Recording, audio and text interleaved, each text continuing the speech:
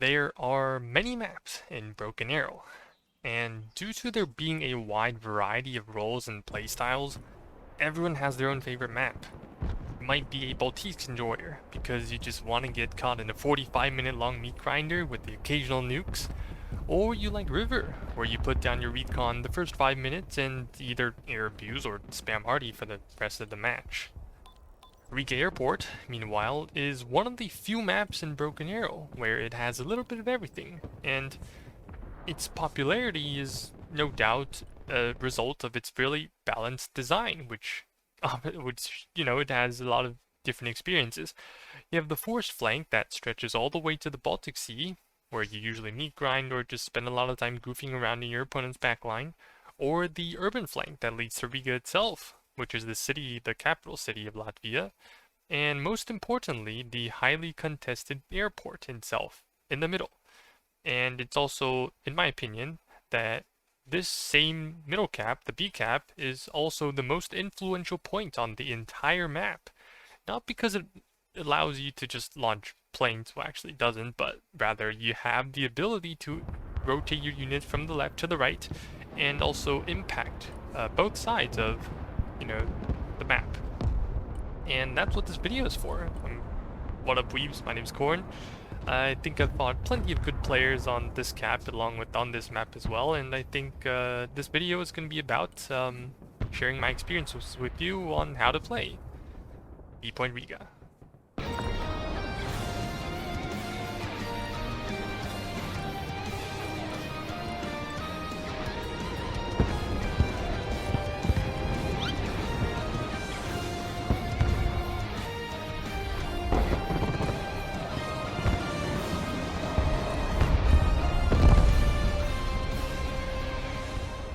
The B cap is honestly, yes, it is a bit more biased towards the B spawn, which is Bravo spawn, which is the other side of the map. And that comes down to a couple of reasons. First, that being like you have two big warehouses you can jump in and out of for the B spawn, for the Bravo. And then when it comes to anchoring units, you have a bit more space, along with that, the fact that you have a really, I mean, this small patch of uh, trees here where you can hide supplies and units inside, then that can quickly just get into these buildings over here, which can usually be ATGMs to protect anything that's trying to enter B, like from this path. And yeah, and on top of that, you still have a bunch of things that block vision. I mean, this big batch of buildings is gonna be a big I mean, you can dump supply anywhere, and it's pretty difficult to spot.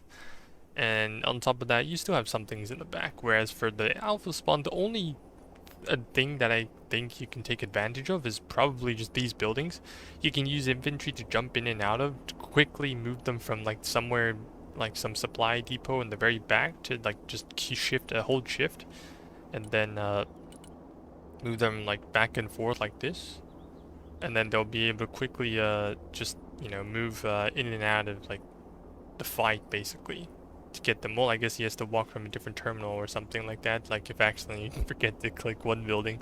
But yeah, basically like this, you can quickly just get into oh, there we go. Yeah, so like this is probably the only thing that the alpha spawn does get for their advantage. Something else to note is that when it comes to spawning units into C, this is a common mistake, and that is if you happen to spawn units into C, some of your units will actually drive by this road, which is normally your opponent's territory, Bravo spawn's territory, and then they'll be able to punish it. And even here is quite dangerous, where you have to you try to hide and get into this ditch or somewhat.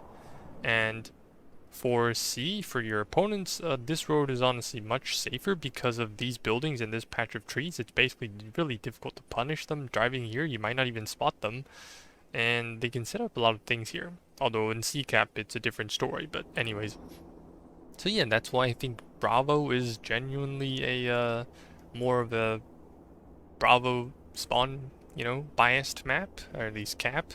But there are still ways to get you into the fight here, once you watch today's video of how to play it.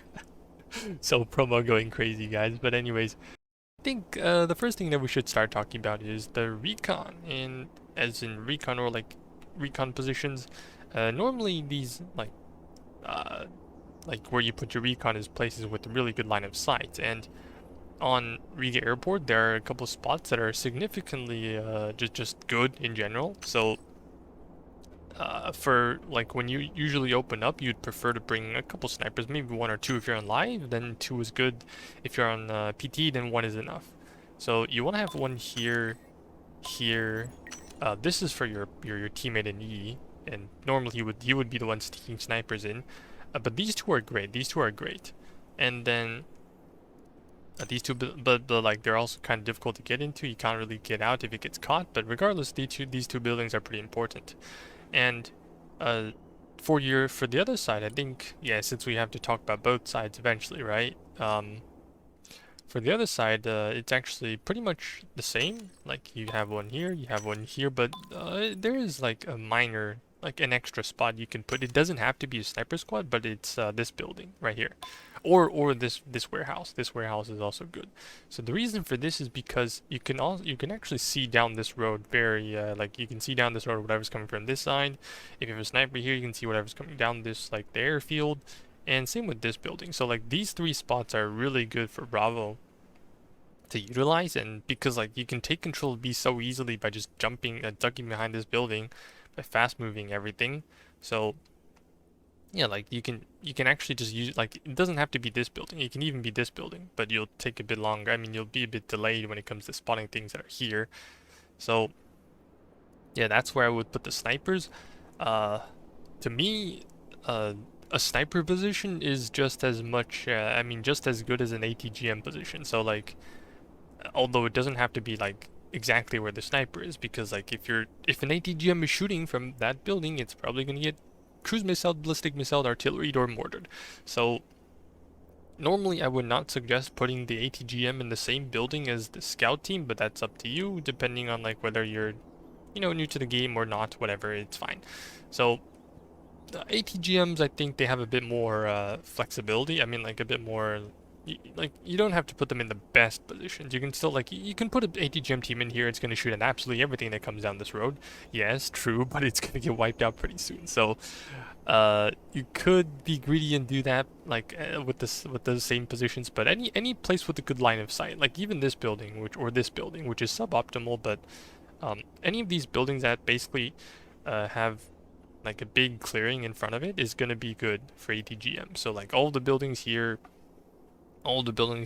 maybe not this one, and even this building is like kind of okay. And that's pretty much it for the scouts and ATGMs. So this right here is what I would call a standard like recon layout or whatever it is. If you happen to have a deck combo that has a unit with smoke, a recon unit like for Russia it would be PDSS from Coastal. You would also have access to using the Diversanti from Motorized. You have two of them. For US, you only get the KNT. And the thing here is that what you want to do is that when you walk up to your opponent, you spot their sniper, you just smoke up. You just smoke up and sit inside of it, and then you try to use another sniper in the back to laser it, and then try to use artillery to get rid of this bad boy, or with like a tank or whatever that can shoot at it, maybe an ATGM, and so that not only do you preserve your recon unit, you also get to get rid of their recon. So unfortunately for me, I panicked and I ran out of the smoke, so that's kind of my mistake here.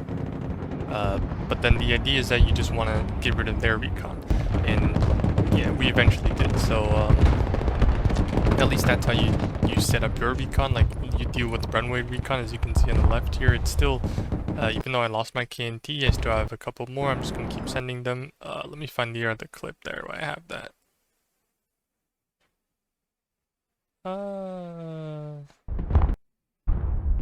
Oh, right here. Okay, so maybe I invested a bit too much into recon, but like at least until this helicopter started flying down and caught my NASMs on the other side. The recon war was going fairly decently. I was always sure that I could always trade my recon for his recon, and I always had more in the back. So I always was, uh, you know, I was always winning in the recon war. The only problem is like eventually sometimes shit happens and two people decide to run you down and like you just push you out of your cap and there's not much you can do about it unless someone nukes you or bombs you. But it's like sometimes bad things happen, you know. Like you don't expect to win every single time. All you can do is just try to save as many units as you can, and that's about it. So shit happens. And the next thing I would like to talk about would be the supplies, obviously, since like, you know, it has lots of things to do with, you know, logistics and stuff. But before you drop your supplies real quick, do keep in mind that you could be spotted by the previously mentioned sniper positions, which, as I professionally demonstrate here, boom, I have my snipers in this building. And guess what? Why is he not entering? Oh, okay, there we go. And guess what? You can actually spot a Chinook that has a bunch of supplies all the way back here, which you might think that, oh, okay, well, I mean, this might be safe, but in reality, it's not. And I would even say that, like, right here, right, the snipers have 2500 low altitude optics, and you could actually spot things that are actually right behind this building as well for Bravo. So normally, if you have a sniper, I mean, like, if you don't clear out or smoke this building when a helicopter is coming in, it's actually going to be pretty difficult trying to make sure that it doesn't get blown up. So what I would do instead with supplies is actually just drop them further away. If you use helicopters, drop them further away, somewhere like here, and then use small logistic trucks to move them forward. And even though they might get spotted, at least it's not the entire supply dump getting blown up. And speaking of supply dumps, I think if you use ground logistics, then it's going to be much easier for to like at least drop them. So there are a couple good spots for Alpha, like for example behind these two warehouses, these oil containers or silos, whatever.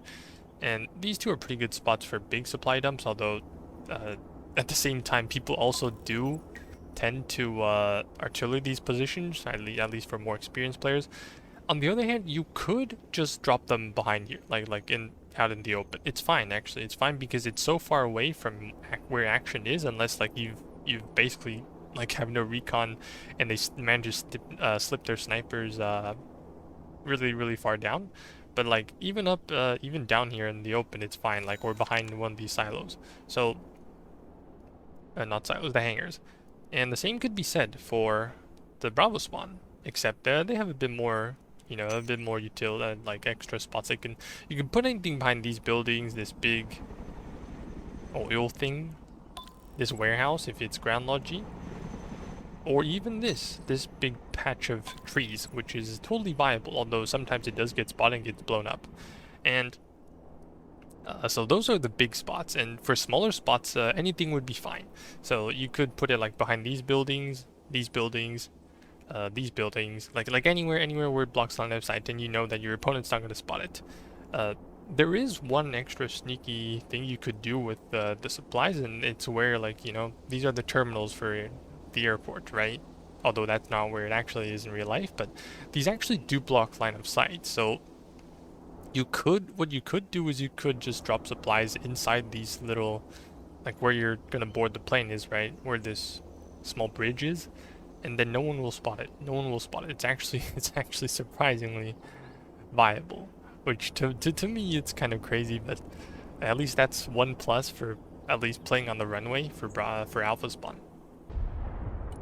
A concept that is really important in maps or caps like these is anchoring, or well, I mean, it's a fairly new term. I just started using it today, so I guess like I don't really know what it is, but basically the idea is using a unit and then just leaving it at the edge of the cap, like this Humvee right here, so that if for whatever reason my opponent pushes me and then I have no more units left, he still has to push all the way towards the end of the cap to get rid of me. So for example, right now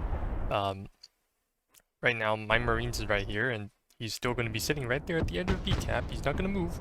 I'm just going to leave him there. I'm not going to let him fight or anything. I'm going to force my opponent to have to push all the way into here, where I have more units to shoot back at him. So like this is basically the end of how everything goes normally, but still I'm holding B. I'm holding B. This is, or at least I think it would be a proper name to call it anchoring, but essentially as long as my opponent doesn't deny my cap, well, even though this is more of a thing on PTE because this gives you way more points and you benefit from it, I think it still works on live. It's also a very valid, a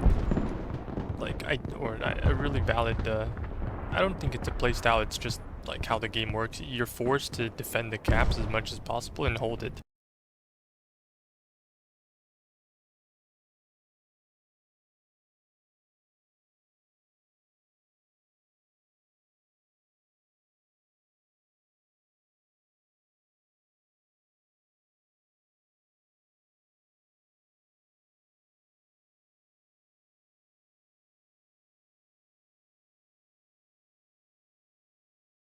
If this was live, I think our opponents would get +1. If this is live, my opponents would get +1, but this is PT, so they get +3 from the accumulated stuff. I mean, it makes no difference here. Anchoring is still important because if I did not anchor here, they would get +2, but I deny them if this was live. Okay, if this was live, but this is PT, so it doesn't make a difference here. And I'm actually just holding this. No one's actually ticking anymore. So even though last phase it didn't matter at all, right now it kind of does. Like the game is just not progressing. Progressing. There you go. As you can see here, my opponent is using a Mech Engineer squad to try to get into B. What I did was, I know he's going to try to clear my Marines here out, so what I do is, I'm not going to leave the cap. I still need to stay in it. I would have been even better if I smoked my Marines here, but I knew that my opponent wouldn't be able to kill them because they're a beefy squad.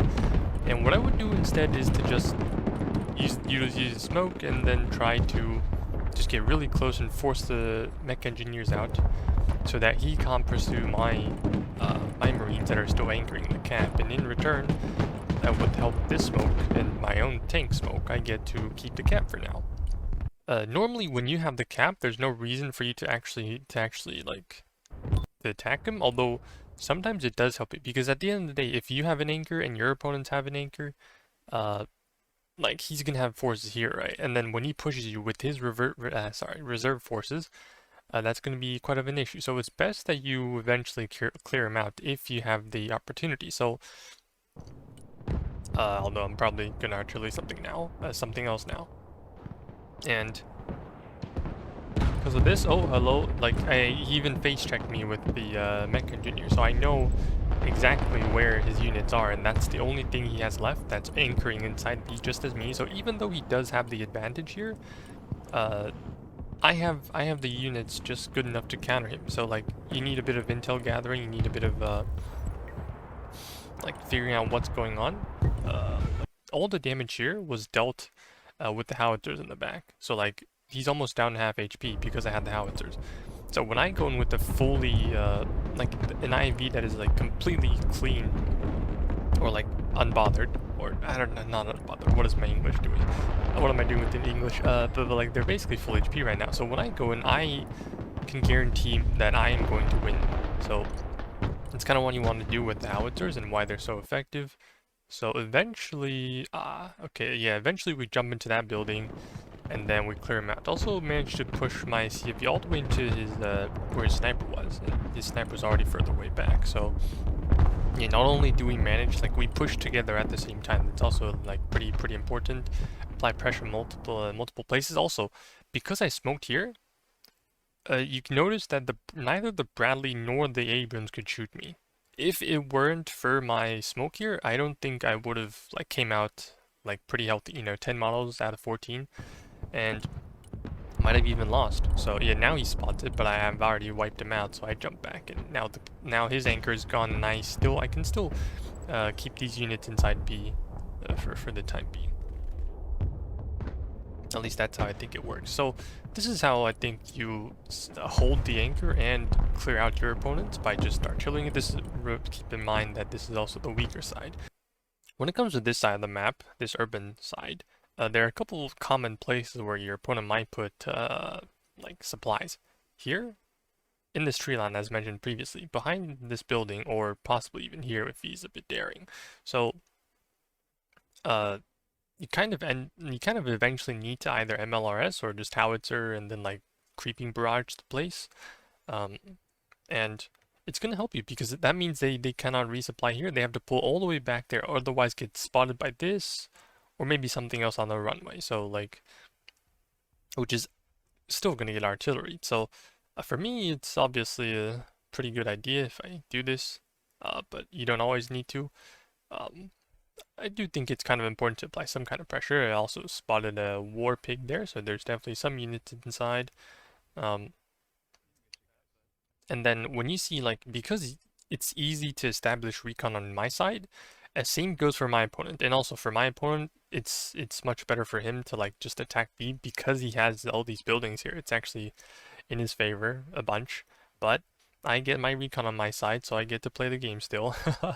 And so like I'm just gonna slowly poke at the infantry, the weapon squad that are shooting from inside these buildings.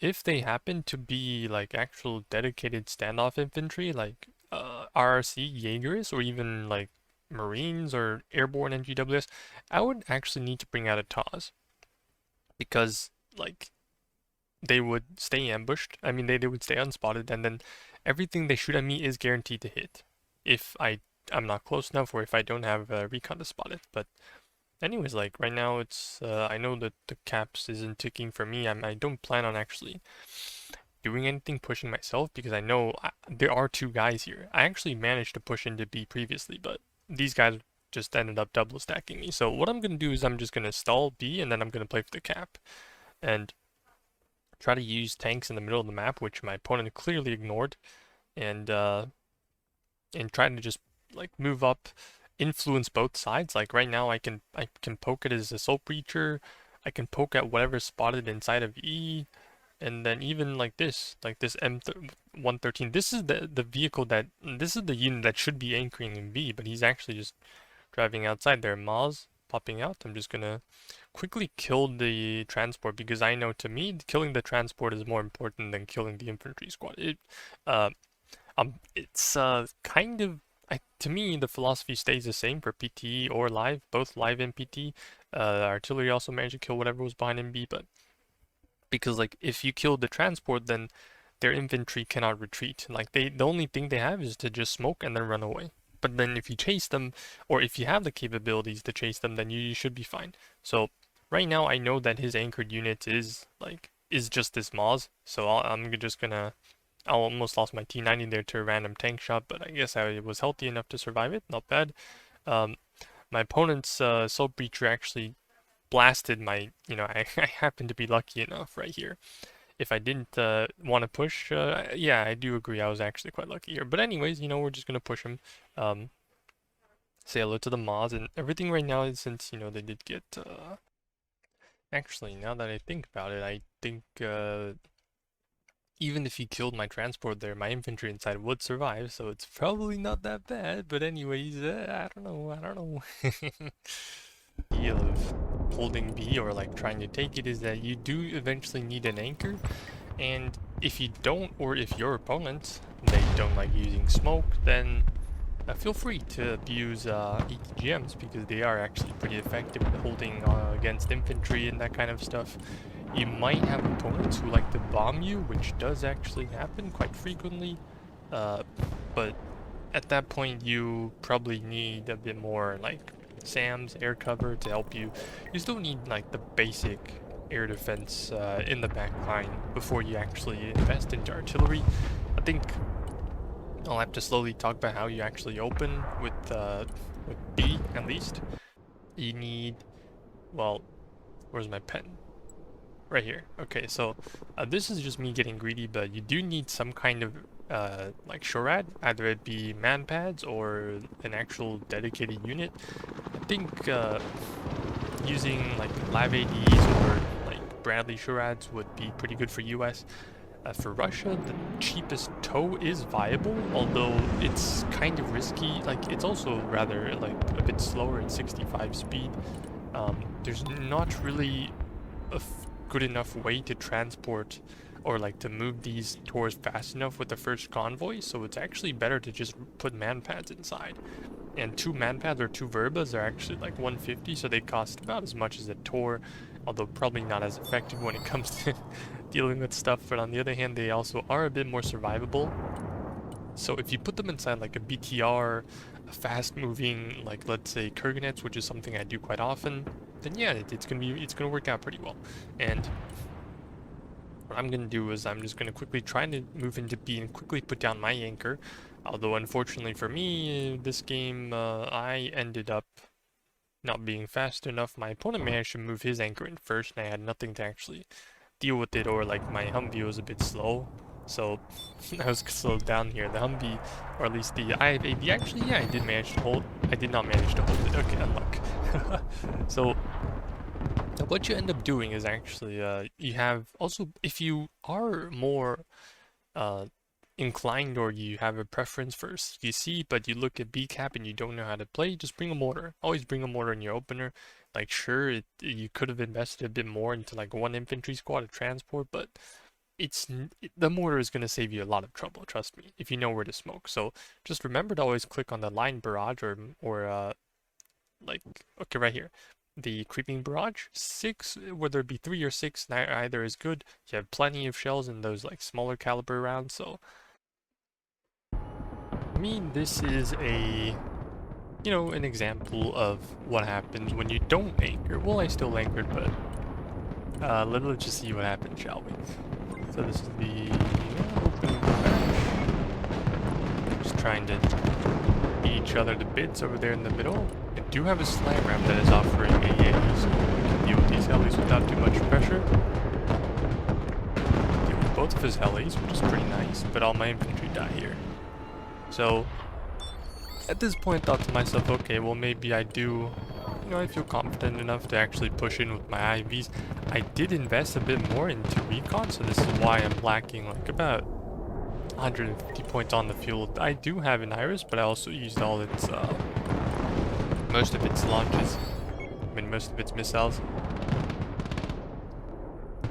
And at the moment I'm left with against 2 BMDs more like, along with a Cornet, but unfortunately he takes out my anchor with a really expensive SU-34, which, to be honest, the bombs themselves cost like 300 points in total, and that's not even including seed. Yeah, so sorry, there's a crazy guy driving downstairs, but anyways, yeah, that's how, I mean, sometimes it goes wrong. If I actually stayed inside at the edge of B instead of actually pushing, I think I would have actually been worse for me. So in the openers, it's kind of like a dice roll. You don't really know what happens until it's actually over. And in this scenario, like, it's how it turned out. So I guess we'll just have to try to push back in. Just do that, and then you'll pretty much turn any battlefield into a forest.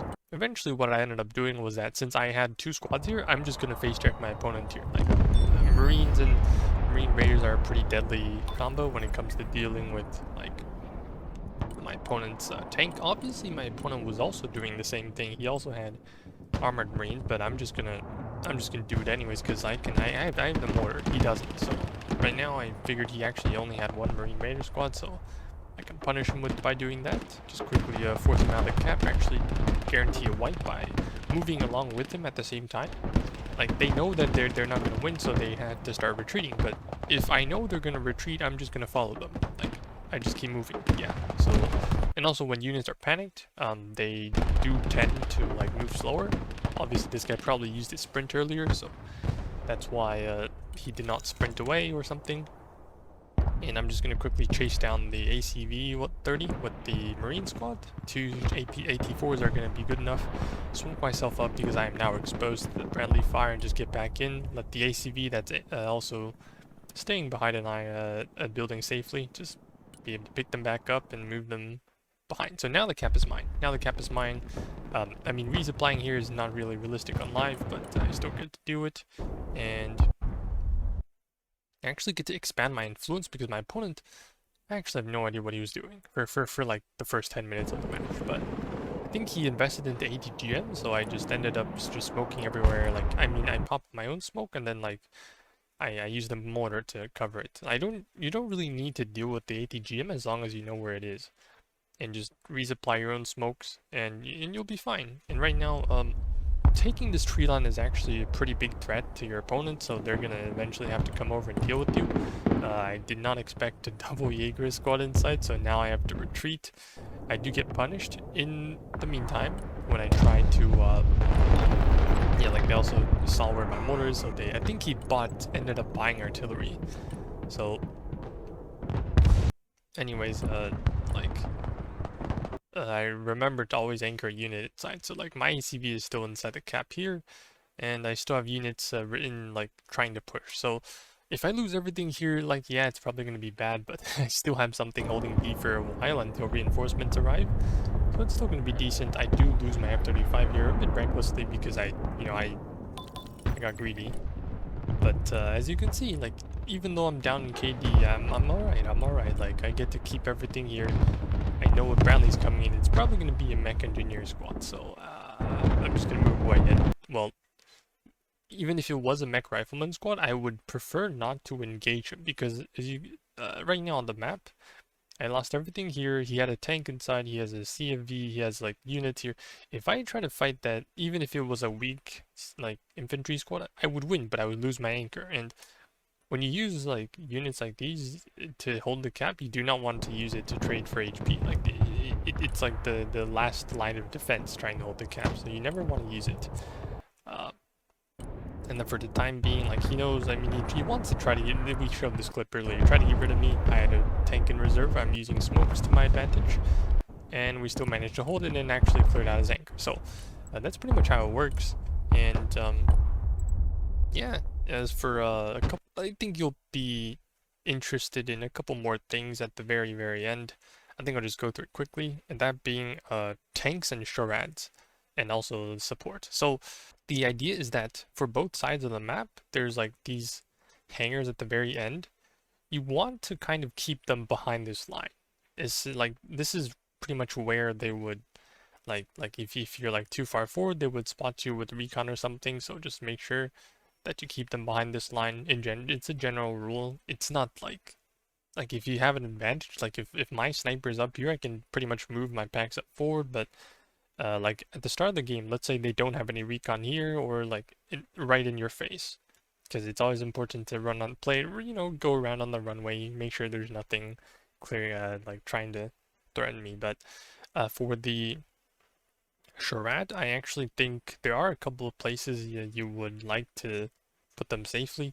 For the tour, it has a bit more range, so using a building in the back would be pretty nice, and that one that's inside A, it would be here in D, but there's no such building here in D, so like maybe even this one would be good, but your opponents would spot it and they would artillery it. So this one is a bit safer, and even these buildings on the side are good. So you could just hide them behind these buildings, and if your opponent tries to sneak helis or like just go for a straight up assault, you can peek out from behind the building and just shoot at them for free.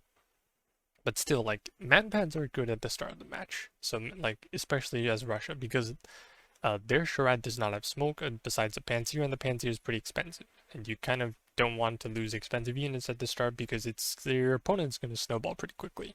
So, that's the idea for charade. For tanks, a really big question about B point is whether you should use or bring APS on tanks. And to that, I say normally you don't. Well, I guess you could say so that you need to if you want to use them recklessly, like in this clip. I'll just quickly play it. This is because I obviously was pointing my sides toward the building that previously probably had some infantry inside, so he landed 2 shots to the side, which honestly didn't help at all. So like, I mean, it's disastrous. It's already dead at this point, and eventually got cleaned out. So yeah, sure, having APS would have helped here, like definitely, but then on the other hand, an easy solution is to just not go there. I mean, to just stay further away. Like right now, this building, let's say, like the VDV or normal RPG range is like 400 to 500. So as long as I actually stayed outside of this range, I would have been perfectly fine. And it's not like I'm that close to the left side anyways. I'm not really pressured by anything. If there were ATGMs, I would have more time to react here, but if I drove too close to the building, then he could just blast my side, so that's also not ideal. Regardless, this is just the dead tank, and keeps it puts me even further back, and then already like behind opener. So the proper way of doing this is actually just simply just staying further away. You know, like if you can't shoot me, but I can shoot him, like this is good enough of a range. Good enough, so like I can pressure both of these hangar buildings and use artillery pieces. Like this is my my what's it called again? My K7 Co. And back artillerying this part of the map, which my Thunderbolt is eventually going to start pressuring behind here. And then I have another Thunderbolt here. I mean, it doesn't really have to be a tank. It can be an IV, it can be a tank without APS. But I'm far away enough from the building to actually utilize the standoff capabilities of the tank compared to normal infantry. Here I spotted a truck that's come to reinforce. I would rather shoot the truck than shoot the tank because this is going to delay. Like if I shoot the tank, sure I land a shot, but I'm actually here to delay the infantry inside. So I'd rather tank a shot and then just run away. I'd prefer that very much. And we do eventually clear him out with the Thunderbolt, so that is pretty decent. But anyways, the idea here is that as long as you keep a distance, like now because I'm sure that, you know, B is being taken, I can actually drive my tank up, use these buildings as cover. But normally these buildings, especially if they're hostile, then I wouldn't dare to get too close to them unless I want to lose some units. So I think it just comes down to like whether you have control of the area. It's not really a matter of, oh, should I bring APS or not? Because like, sure, it does make the thing more survivable. This is another clip. Sure, it does make the thing more survivable and stuff. But then on the other hand, if you use it, like if you just don't stay in range, you don't have to worry about taking damage like that. And I mean, yeah, sure, like sometimes ATGMs are a bit of a concern. So if you just feel safer with APS, then sure, go for it. Run APS on everything. But then like eventually one day you'll have to play, you'll have to use units without the APS crutch, and like, and if you ever come to like need units without APS, then probably just run, yeah, probably just don't drive too close to those buildings. That's my idea. At least that's what I think should happen. Okay, so this is what you want to do. Like if your opponent, or if you have what's it called again? Recon advantage over your opponent. You kind of just want to attack things that aren't moving, and then try to just use like yep, like right there. Like I used like just 2 Brutus shells. That's good enough. And to just quickly double tap that thing. And then I'm just gonna keep moving them, and move them around. Like I see this ATGM trophy. I'm just gonna laser it, and then in a little bit of aim time, which is like very soon. Well, I obviously clipped this, so yeah, then now it's gone again. So, this is what happens when your opponent or you don't smoke a lot. But yeah, like this is why snipers on the runway are so, or like on the sides as well, are so threatening. And that is because you can just keep on sniping units in the back that are probably spotted or not. And oh, I'm just gonna quickly try to snipe that. Although, it's kind of funny. Watch this. Watch this guy's assault breacher. He wanted to assault breacher me, so I moved my unit outside. He's gonna just quickly boop. Yeah, and I'm out of the way because I spot him. And this the second one nearly killed himself. But yeah, quite funny. And I think, does a catfish get him? Let's see it. Sorry, this is not part of the tutorial, but I think it's funny. Does catfish get him? Oh! Oh, he's running away! Oh, the catfish gets him! Nice. Oh, it's over. Oh, it's over? Dang it, okay, it's over. So, if you want to know what kind of decks that I would recommend, I think any would be fine, really. Like, as long as you have some sort of CQC, you have some sort of artillery, like let's say, let me just pause it right here. So like, if you had like decks such as Striker, armored, not strike armored, marine armored. Let's say maybe not airborne striker. This is decent for live, and then even Baltic Marines are good. Yeah. So, on live, you would probably prefer to have more striker decks, which Marine would be good.